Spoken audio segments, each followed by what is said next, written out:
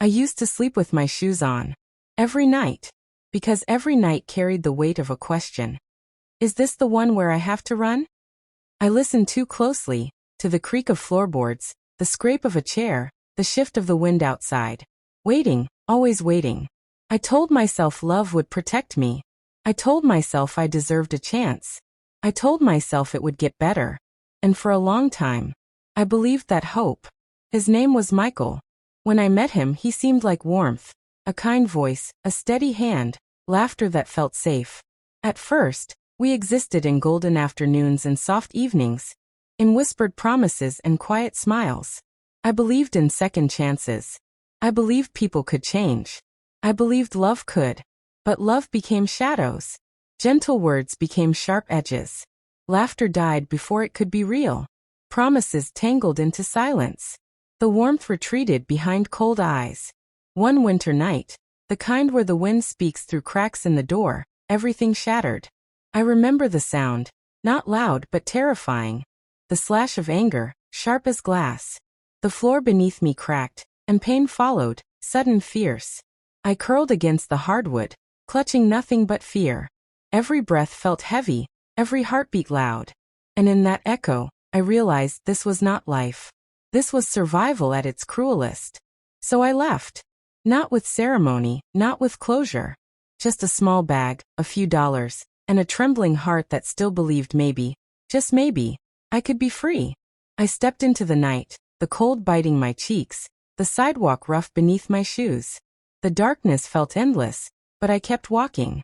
One step, one heartbeat, one prayer.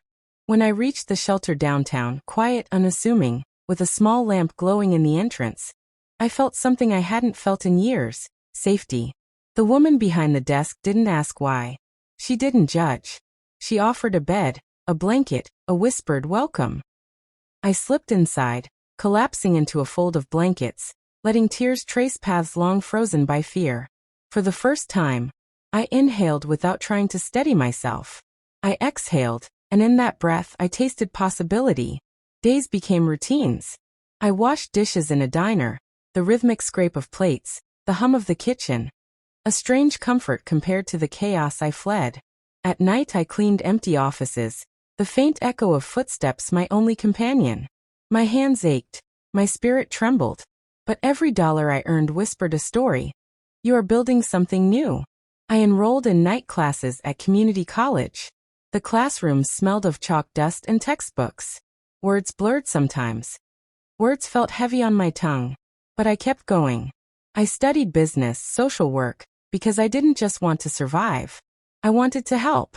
I wanted to build a life that meant something. Some nights, I slipped outside after work, just me and the soft glow of streetlights, leaning against cold brick walls, watching the world move. I remembered the old me, afraid, silenced, invisible. And I felt the weight of what I had escaped. Yet in that quiet moment, I also felt a strange, tender thing stirring. Hope. A hope that whispered, you are alive. And your story is not over. I met other women in the shelter, each with a story carved from pain. Maria, who escaped a trafficking ring. Janet, who fled with nothing but a photo of her children. Their voices were soft, trembling sometimes, but real. I saw in them the same fear I carried, the same longing for safety. We shared coffee, blankets, stories. We cried. We healed. We began to believe again. Therapy came next. A gentle chair, soft voice, tissues soaked with tears. I whispered truths I had buried. I spoke of bruises no one saw. I spoke of silent nights, of broken promises, of dreams snuffed out before they could breathe. My therapist listened. No judgment. Just calm space for me to unravel, and then to reweave. I started journaling. By the dim light of a second-hand lamp, I wrote letters I'd never send. Words spilled. Anger, fear, sorrow, anger again, and then raw, trembling hope. With each sentence, I reclaimed a piece of myself. I wasn't just a survivor. I was a woman learning to feel again. Living alone for the first time taught me small beauties. The smell of coffee in the morning. The weight of a book in my hands. The softness of a blanket pulled over my shivering body. The rhythm of my own breath. I learned to choose what I ate. when I slept, where I went, who I trusted.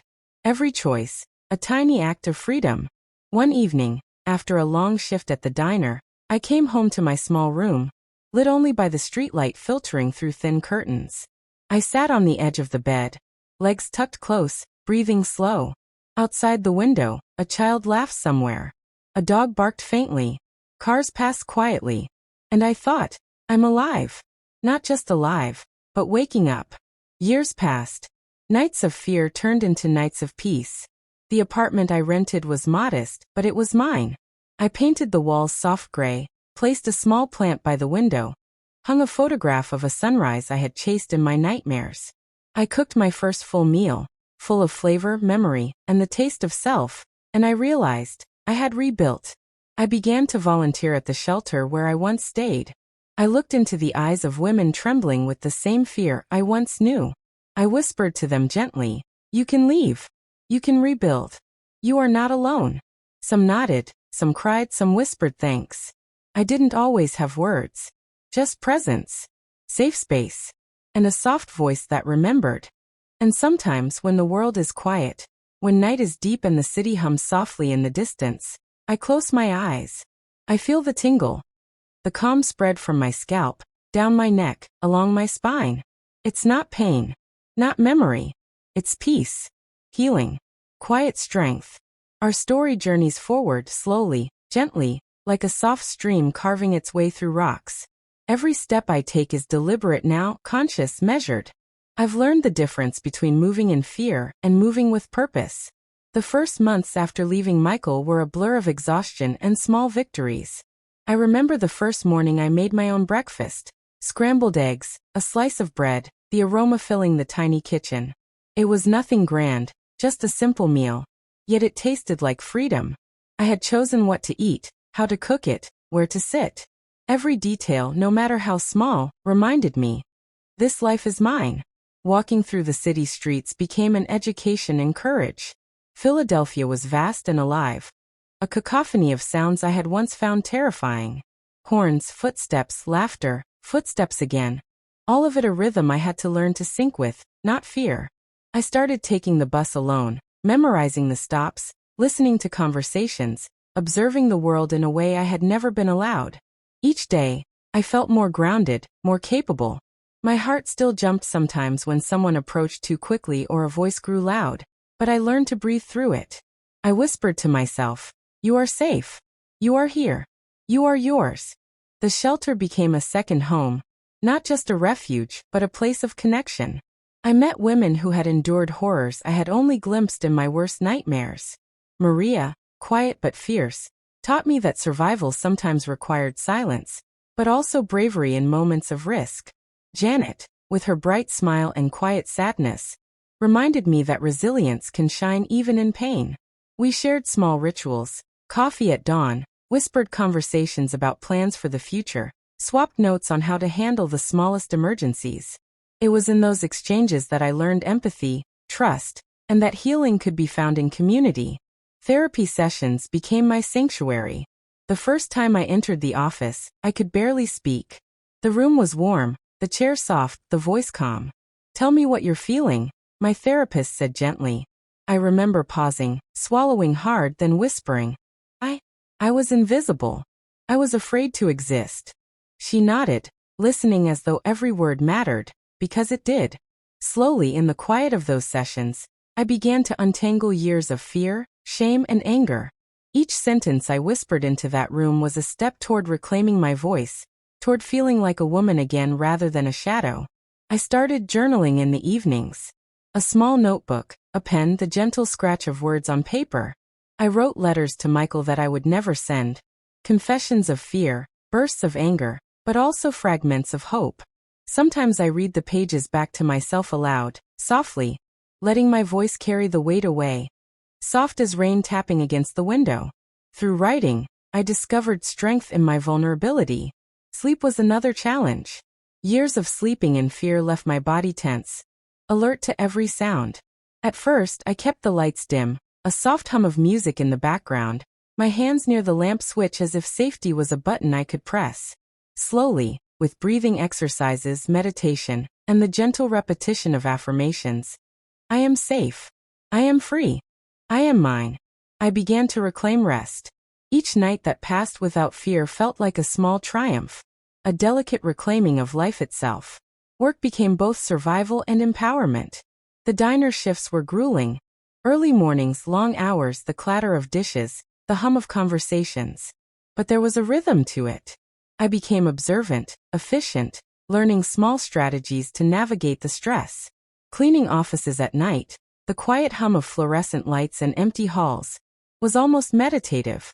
Alone with the echo of my footsteps, I felt a strange peace, a reminder that I could occupy a space without fear. I enrolled in more classes, often carrying textbooks under my arm, balancing schedules, jobs, and exhaustion. Every test passed, every assignment completed, every professor's nod of acknowledgement reinforced a truth I had long denied. I am capable. I am worthy. I can build a life. Nights spent studying were long, but the lamp's soft glow and the scratch of pen on paper became comforting, almost like a heartbeat echoing that I was alive, fully and unapologetically alive. Friendships grew slowly. Trust was fragile. I had to learn to distinguish between those who offered kindness and those who carried subtle threats or judgment. My first friend outside the shelter was someone I met in night class, Emily. She had a soft laugh and patient eyes, and when I confided in her, she simply listened, never probing, never rushing. You're doing so much, she said quietly one afternoon. And for the first time in years, I let someone see me as strong, not broken. The winter months were hardest. Cold winds slicing through jackets, streets slick with rain or ice, memories of fear amplified by darkness and isolation. I learned to layer, to plan routes carefully, to carry small comforts in my bag. A scarf, a notebook, a tiny candle for evenings in my room. Those small rituals became anchors, tiny acts of control in a world that had once felt overwhelmingly hostile. I also discovered the joy of small freedoms. Walking through a park, listening to children laugh, dogs barking, leaves crunching beneath my feet. Pausing at a cafe to sip coffee and watch the city move. Choosing music for the first time in years, letting it play softly as I cleaned or cooked. Each of these seemingly ordinary moments was profound. An assertion of life after years of fear and constraint. Sometimes, flashbacks came, sudden, sharp, a door slammed, a raised voice, a shadow passing too quickly. I learned grounding techniques. Touch the fabric of my blanket, feel the texture of my notebook, trace my fingers along the edge of the table. I whispered softly to myself, this is not then. This is now. You are safe. These tiny rituals became my shields, gentle and constant. Our story journeys forward through years of rebuilding. The apartment I eventually rented was modest. A small living room, a kitchen that smelled faintly of herbs and coffee, a window overlooking streets alive with life. Decorating became therapy. Painting walls soft gray, placing potted plants along the sill, framing photographs of sunrises and cityscapes I chased during moments of hope. Every item, every choice reinforced a single truth. I am mine. I began volunteering at the shelter, whispering encouragement to new arrivals, offering quiet presence, gentle words, understanding nods. You can leave, I said softly to one woman trembling in the hallway. You can rebuild. Step by step, choice by choice. She nodded, tears spilling quietly, and I realized then that my survival had transformed into a gift for others. And sometimes at night, I close my eyes and feel the tingling calm, the gentle warmth running from my scalp down my spine. A soft affirmation that I am safe, that I am healed, that life can be gentle, that joy is allowed. Spring arrived in Philadelphia, painting the streets with soft greens and blossoms that smelled faintly of hope. I remember walking down a quiet street lined with cherry trees, petals drifting lazily in the air. I paused, letting the delicate petals brush my fingertips. For the first time in years, I noticed the beauty in the ordinary. The sunlight felt warm against my face, and for a fleeting moment, I almost forgot the shadows that had followed me for so long. Almost. Work continued to shape me. The diner became more than a job. It was a rhythm, a practice in patience and focus. I learned to anticipate the rush of the morning crowd, to remember names, to smile genuinely even when exhaustion tugged at my muscles.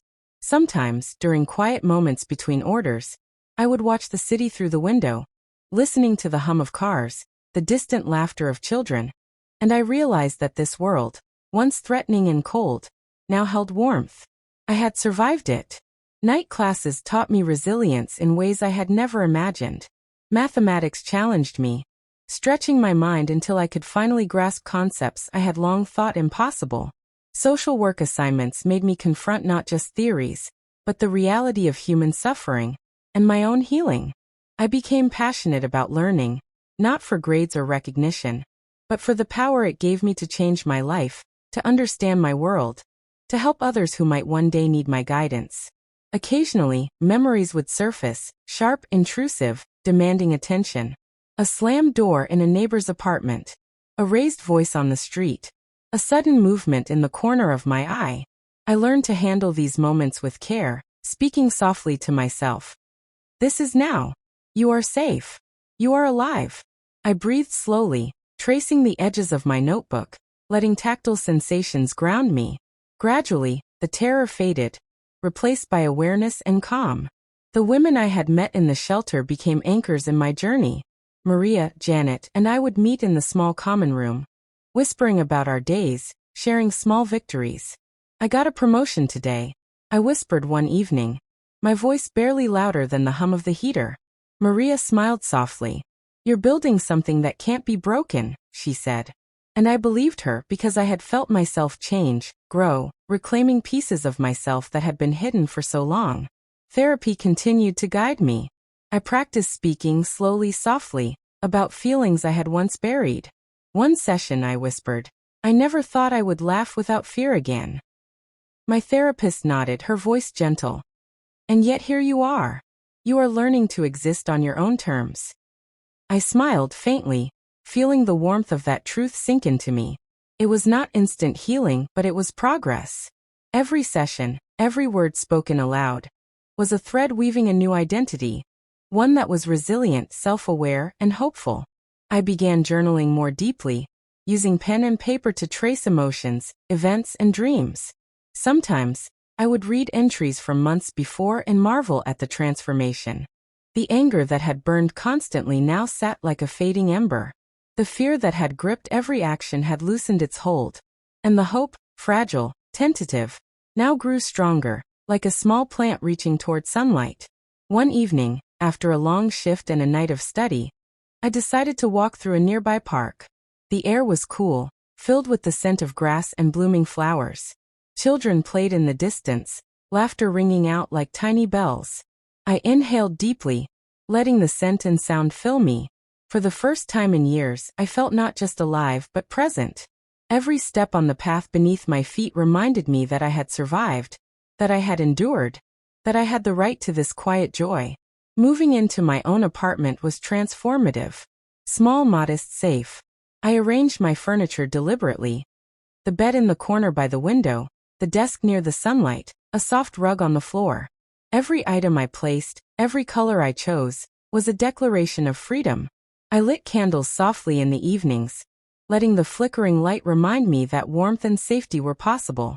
Each night, as I lay beneath my blankets, I whispered to myself, "You are free. You are safe. You are yours." Trusting again was a journey, gradual and deliberate. Friendships formed cautiously. Romantic connections even more so. I learned to observe, to sense intentions, to speak softly about boundaries. When someone showed kindness without expectation, I let myself believe it. I began to enjoy company again. A quiet coffee with a friend, a soft conversation in the library, a shared smile across a park bench. These small connections reminded me that life, outside fear, could be gentle. I also discovered the joy of independence in daily routines. Choosing what to cook, when to shop, how to decorate, even which route to walk, all became acts of quiet empowerment. One evening, as I prepared dinner, the smell of garlic and spices filling my small kitchen, I felt a profound gratitude. I was alive. I was free. I was myself. Sometimes flashbacks would visit uninvited, shadows from the past. I learned to respond softly, with grounding and self-compassion. Touching the fabric of my blanket, tracing the rim of my coffee cup, whispering words of reassurance to myself. All became tools of survival and growth. Gradually, the past's power over me waned, replaced by the present's gentle rhythm. By the fourth year, my life had transformed profoundly. Work was stable. Education was ongoing. My apartment was a sanctuary. Friendships and quiet love had returned. Nights of terror became rare, replaced by evenings filled with soft music, gentle reading, and candlelight. I had built a life not just of survival, but of choice, beauty, and presence. Volunteering at the shelter became a sacred practice. I shared my story softly, whispers meant to encourage, not overwhelm. "You are not alone," I said gently to a woman trembling in the hall. "You can leave. You can rebuild. One step at a time." Her tears were quiet, but her nod spoke volumes. And I realized that my survival had transcended personal healing. It had become a gift for others, a beacon of hope carried gently forward. Summer came to the city, painting the streets with sunlight and warmth. I often walked along the river, letting the breeze brush against my face, carrying with it the faint scent of the city and the distant laughter of children. These walks became rituals, quiet moments where I measured my growth, where each step reminded me of the woman I had become. I could feel the strength in my legs, the calm in my chest, the gentle rhythm of a life I had chosen. Work had grown into more than survival. I was promoted at the diner, entrusted with opening shifts, managing staff. The hum of the morning rush no longer overwhelmed me, it energized me. I remembered the long nights of washing dishes and cleaning offices, the exhaustion that had once seemed unending. Now those experiences were like threads woven into the fabric of my resilience. Every plate I washed, every order I served, every smile I offered became a quiet affirmation. I am capable.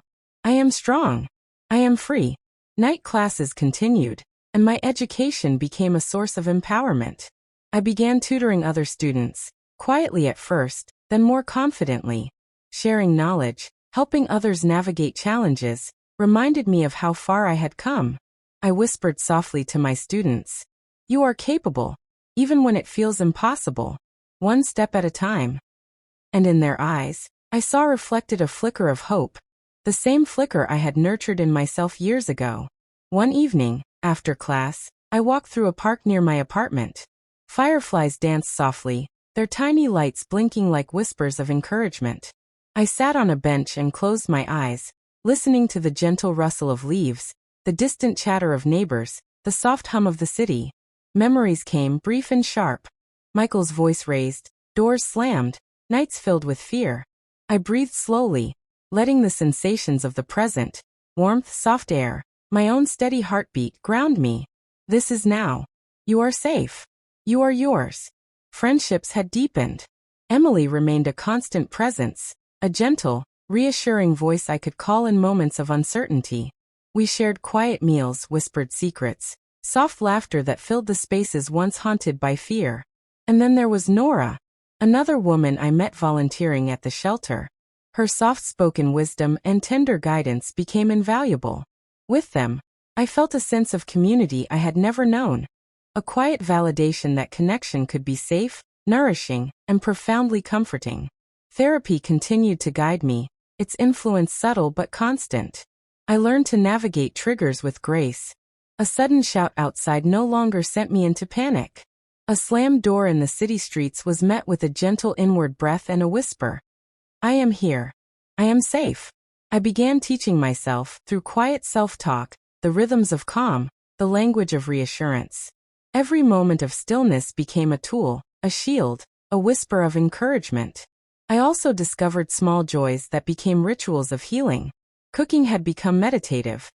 The chopping of vegetables, the soft sizzle of oil, the aroma of herbs filling the kitchen. I planted small flowers on my windowsill, tending to them carefully, marveling at the tiny life growing under my watch. Even mundane tasks, washing clothes, folding linens, arranging books, became acts of mindfulness, acts of reclaiming control over my world. By the 5th year, I had moved into a larger apartment, still modest, still quiet, but a space that truly reflected me. Soft curtains framed the windows, plants added warmth, photographs of sunrises and gentle cityscapes lined the walls. Every choice was deliberate, every corner a reflection of the life I had carefully rebuilt. I lit candles in the evenings, their flickering light a reminder that beauty and safety could coexist. I could finally sit in silence without dread, letting the hum of the city soothe me rather than frighten me. Volunteering remained a cornerstone of my life. I shared my story softly, gently, with women who had just arrived at the shelter. "You can leave," I whispered one night to a young woman clutching her coat tightly. "Step by step, you can rebuild. One day at a time." She nodded, tears glistening in her eyes, and I realized then that my journey had become more than personal healing. It was a gift, a soft beacon of hope, a quiet whisper that safety, freedom, and life were possible. Love returned slowly, cautiously. I had learned boundaries, learned to listen to my intuition, learned to value my own needs before yielding to anyone else. Meeting someone new was gentle, careful, unhurried. Even a simple touch, a shared laugh, a warm glance carried significance. I could now accept affection without fear, trust without trembling, and savor companionship without losing myself. The past no longer dictated my heart. And sometimes, in quiet moments, when the city hummed softly outside and night wrapped its gentle arms around the apartment, I would close my eyes and feel the tingling warmth that had once been unknown to me. It ran from the crown of my head, down my neck, along my spine, and filled me with calm. It was ASMR, yes, but also a deep, personal peace. My body, my mind, my spirit, all of them knew I was safe, I was whole, I was finally living. That I remember one evening, standing on my balcony, watching the city lights flicker in the distance. I whispered into the night, as if the universe could hear. "I am alive. I am free. I am myself." And the city seemed to answer in kind. The soft hum of life, the gentle rustle of leaves, the distant murmur of voices, affirming that my story was not just about survival, but about reclaiming life fully, deliberately, beautifully. Every day brought small victories. Cooking a meal just for me, laughing without fear, walking through streets without scanning for threats, sleeping through the night without tension. These were the triumphs that truly mattered, each one a quiet declaration. I am mine. I am safe. I am worthy.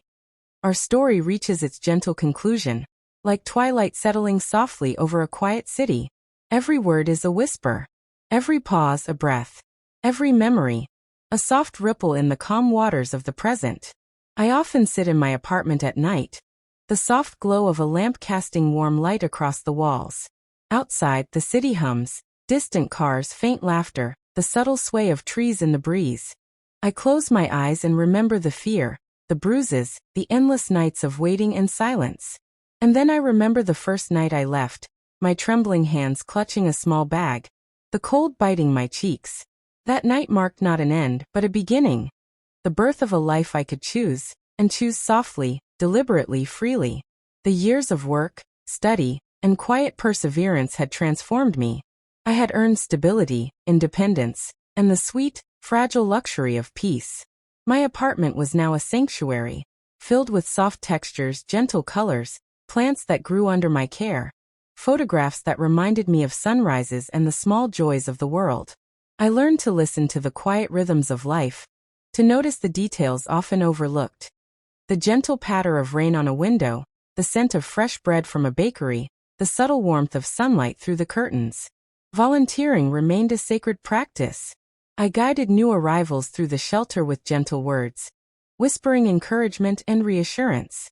"You are not alone," I said softly to a young woman who looked as lost and afraid as I had once felt.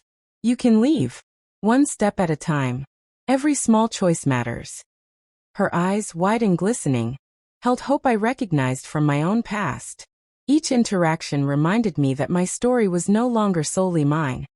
It had become a soft beacon, a whispering light for others navigating darkness. Love came quietly, softly, like a breeze through an open window. I had learned to trust my instincts, to honor boundaries, and to value myself. Sharing affection now was deliberate, patient, gentle. Simple gestures, a shared smile, a soft touch, a whispered word, carried meaning I had never known in the past. I realized that connection did not require surrender. It required courage, patience, and respect. I allowed myself to experience warmth without fear, to let joy enter spaces once shadowed by pain. My career flourished slowly but steadily. The knowledge I had gained through night classes, the persistence I had nurtured through long shifts, the resilience honed in the face of hardship, all converged to open doors I had once thought closed. I discovered that independence was not just financial, it was emotional, spiritual, and creative. Every paycheck, every assignment, every small achievement was a soft affirmation. I am capable. I am whole. I am free. Sometimes, the past returned uninvited. A raised voice on the street, a sudden movement nearby, a shadow in the corner of my eye. Moments that once would have sent me into panic. But now I met them softly, gently.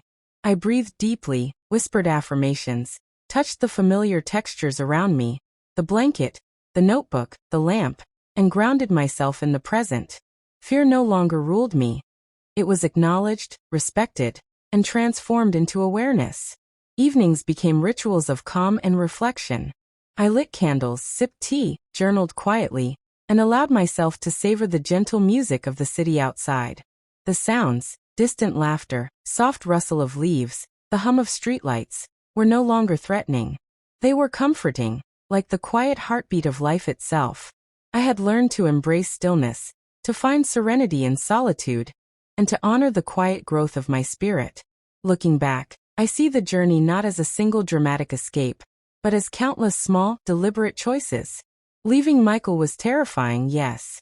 Walking into a shelter, starting new jobs, attending night classes, confronting fears, all of it was terrifying. But each choice, each whisper of courage, built the woman I am today. I am no longer merely surviving. I am thriving. I am no longer invisible. I am fully present, fully alive. I share my story softly, gently, because I know there are women listening. Women still trapped in shadows, still waiting, still trembling. I want them to hear my voice as a gentle guide. You are not alone. You can leave. You can rebuild. One soft step at a time. One breath at a time. Every whispered word carries hope. Every pause carries calm. Every detail carries the message that life can be gentle, safe, and beautiful.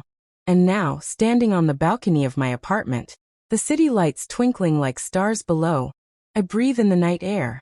I let it fill me.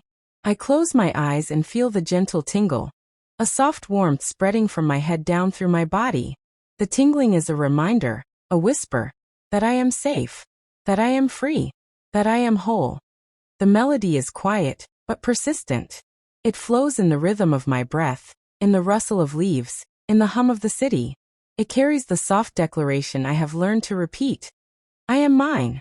I am safe. I am worthy. I am free. And in this calm, this quiet, this gentle,